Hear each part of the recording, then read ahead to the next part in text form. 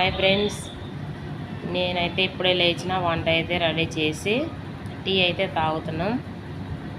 నాకైతే రాఖీ పండగ అంటే చాలా ఇష్టం అన్నిటికన్నా. రాత్రి అయితే చాలా హ్యాపీగా ఉంది. అందరూ అనుకోవచ్చు ఏంటి అక్క అందరికీ నిలబడే కట్టింది అని. నేను ఒకవైపు చపాతీ చేస్తున్నా, ఒకవైపు చపాతీ చేస్తా అంటే వాళ్ళు వచ్చినప్పుడు ఇంకా కట్టేస్తున్నా. టైం ఉండట్లేదు, అందుకే ఫ్రీగా కూర్చొని కట్టాలంటే. చపాతీ లేకపోతే ఫ్రీగా కట్టేదాన్ని, హారతి ఇచ్చి అందరికీ.